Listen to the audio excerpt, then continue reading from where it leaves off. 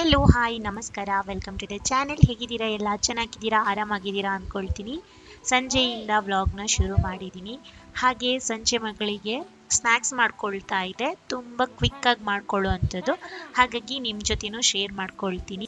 Snack ಮಾಡ್ಕೊಳ್ಳೋಣ ಅಂತ makhana packet ತಗೊಂಡೆ, ಅದನ್ನ ಹಿಡ್ಕೊಂಡು ಓಡ್ಕೊಂಡು ಬಂದಿದ್ದಾಳೆ. ಇನ್ನು ನನ್ನ ಕೈಗೆ ಸಿಗೋದಕ್ಕೆ ಸ್ವಲ್ಪ ಹೊತ್ತು ಬೇಕು. ಕೊರು ಅಮ್ಮ ಕೊರು ಕೊರು ಹೋಯ್ ಕೊರು ಬಾ ಕೊರು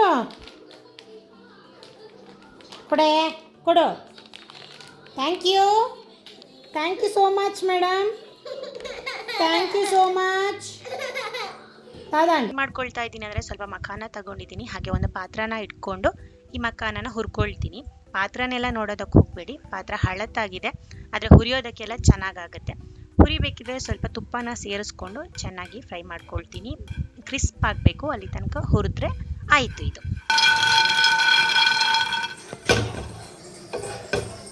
ಹಾಗೆ ಇನ್ನೊಂದು ಸ್ನ್ಯಾಕ್ ಕೂಡ ಮಾಡ್ಕೊಳ್ತಾ ಇದ್ದೀನಿ. ಸೈಡಲ್ಲಿ ಹಾಲು ಬಿಸಿ ಆಗೋದಕ್ಕೆ ಇಟ್ಟಿದ್ದೀನಿ. ಇದು ನಾವು ಟೀ ಕಾಫಿ ಕುಡಿಯುವಾಗ ಅವಳಿಗೆ ಕೂಡ ಏನಾದರೂ ತಿನ್ನೋದಕ್ಕಿರಲಿ ಅಂತ ಮಾಡ್ಕೊಳ್ತಾ ಇರೋದು. ಏನಂದರೆ ಸ್ವಲ್ಪನೇ ಪೇಪರ್ ಅವಲಕ್ಕಿ ತಗೊಳ್ತೀನಿ, ಜಾಸ್ತಿ ಏನೋ ತಿನ್ನೋದಿಲ್ಲ ಅವಳು, ಹಾಗಾಗಿ ಸ್ವಲ್ಪ ಪೇಪರ್ ಅವಲಕ್ಕಿ, ಅದಕ್ಕೆ ಈ ಕಾಯಿಸ್ಕೊಂಡಿರುವಂಥ ಹಾಲನ್ನ ಸೇರಿಸಿ ಮಿಕ್ಸ್ ಮಾಡ್ಕೊಳ್ತೀನಿ. ಇದೆರಡೇ ಆದರೆ ಸಪ್ಪೆ ಆಗುತ್ತೆ, ಹಾಗಾಗಿ ಚಿಟಿಕೆಯಷ್ಟು ಬೆಲ್ಲದ ಪುಡಿನ ಹಾಕ್ಕೊಳ್ತಾ ಇದ್ದೀನಿ. ಆ್ಯಂಡ್ ಚೆನ್ನಾಗಿ ಮಿಕ್ಸ್ ಮಾಡಿಕೊಂಡು ಸೈಡಲ್ಲಿ ಇಡ್ತೀನಿ. ಅದು ಹಾಲೆಲ್ಲ ಚೆನ್ನಾಗಿ ಹೀರ್ಕೊಂಡು ಗಟ್ಟಿಯಾಗುತ್ತೆ. ಆಮೇಲೆ ನಾವು ಟೀ ಕುಡಿಯೋ ಹೊತ್ತಿಗೆ ಅದಕ್ಕೆ ಇನ್ನೂ ಸ್ವಲ್ಪ ಹಾಲನ್ನ ಸೇರಿಸಿ ಸ್ವಲ್ಪ ತೆಳ್ಳಗೆ ಮಾಡಿಕೊಂಡು ಅವಳಿಗೆ ಕೊಡ್ತೀನಿ. ಇಷ್ಟಪಟ್ಟು ತಿಂತಾಳೆ. ಹಾಗೆ ಇದು 9 ತಿಂಗಳ ಮಗು ನಂತರನೇ ಕೊಡ್ಬೋದು. ಆ್ಯಂಡ್ ಬೆಲ್ಲನ ಬೇಕಾದರೆ ಸ್ಕಿಪ್ ಮಾಡ್ಬೋದು, ಆದರೆ ಬೆಲ್ಲ ಹಾಕಿದ್ರೆ ಸ್ವಲ್ಪ ಟೇಸ್ಟ್ ಆಗುತ್ತೆ. ಇಷ್ಟೇ ಸಿಂಪಲ್ ಆಗಿ 2 ಸ್ನ್ಯಾಕ್ಸ್ನ ಪಟ್ಪಟ ಅಂತ ರೆಡಿ ಮಾಡಿಕೊಂಡೆ. ಮಖಾನ ಕೂಡ ಹುರ್ಕೊಂಡು ಎತ್ತಿಟ್ಟಿದ್ದೀನಿ. ಇನ್ನು ಮಖಾನ ಬಂದು ನಾನು ನನ್ನ ಮಗಳಿಗೆ 7ನೇ ತಿಂಗಳಿಂದನೇ ಕೊಡ್ತಾ ಇದ್ದೆ. ಅವಾಗೆಲ್ಲ ಪೌಡರ್ ಮಾಡಿಕೊಂಡು ಯಾವುದ್ರಲ್ಲೆಲ್ಲಾದರೂ ಮಿಕ್ಸ್ ಮಾಡಿಕೊಂಡೆಲ್ಲ ಕೊಡ್ತಾ ಇದ್ದೆ.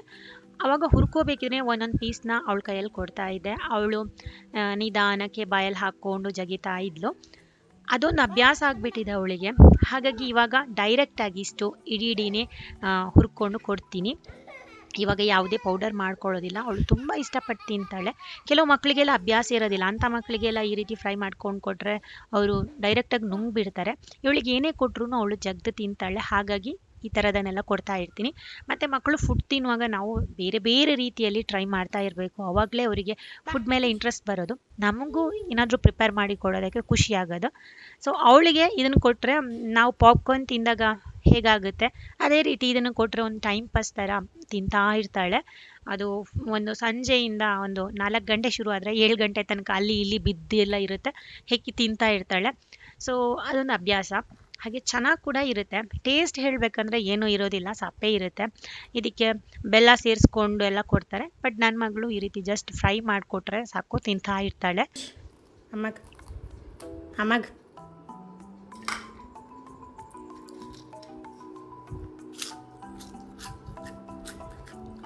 ಕರುಮ್ ಕುರುಮ್ ಕರುಮ್ ಕುರುಮ್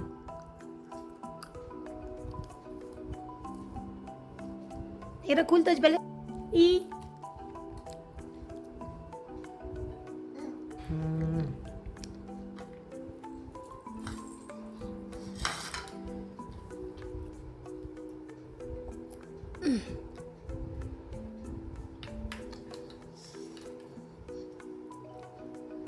ಓಡಿರ್ನ ಜಿಜ್ಜಿ.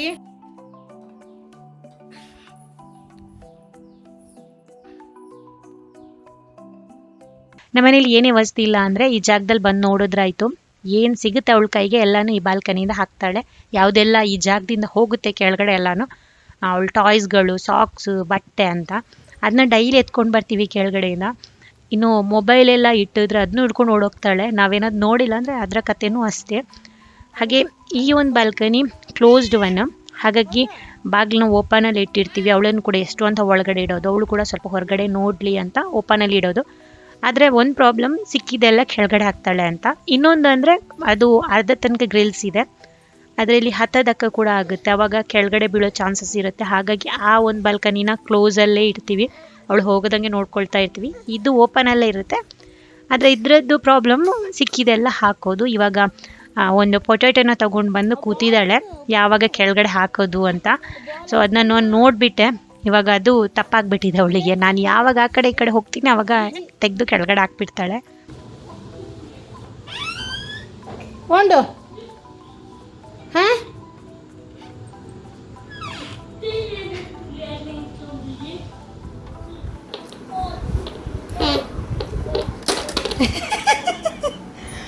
ಭಯ ಆಯ್ತು ಅವಳಿಗೆ. Hello Mahina, hello Mahina, hello hello hello hello.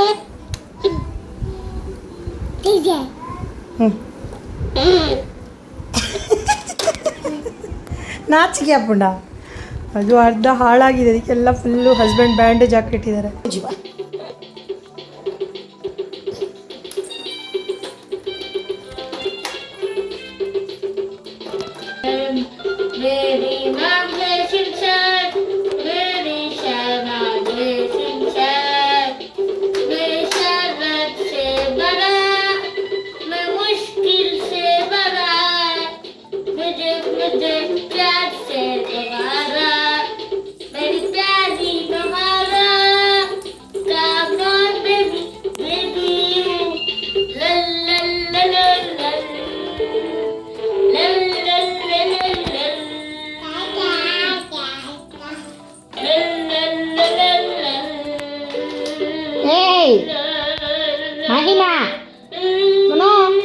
ನಮ್ಮ ಸಂಗೀತ ರಸ ಸಂಜೆ ಮುಗೀತು. ಇವಾಗ ಅಡುಗೆ ಮಾಡ್ಕೊಳ್ತಾ ಇದ್ದೀನಿ. ನಾನು ಬೆಳಿಗ್ಗೆನೇ ಎಲ್ಲ ಅಡುಗೆನ ಮುಗಿಸ್ಕೊಳ್ತೀನಿ.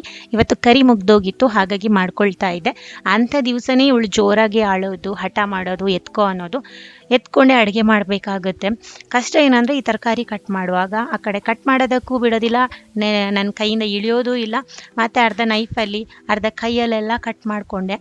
ಇನ್ನು ನಾವು ಸ್ಟೆಪ್ ಬೈ ಸ್ಟೆಪ್ ಮಾಡ್ತೀವಲ್ಲ ಒಗ್ಗರಣೆ ಎಲ್ಲ ಹಾಕುವಾಗ, ಅದು ಕೂಡ ನಂಗೆ ಒಂದೊಂದು ಸಲ ಮರ್ತೋಗ್ಬಿಡುತ್ತೆ ಈ ಅಳುವಾಗ, ಯಾವುದನ್ನು ಯಾವಾಗ ಹಾಕಬೇಕು ಅಂತ.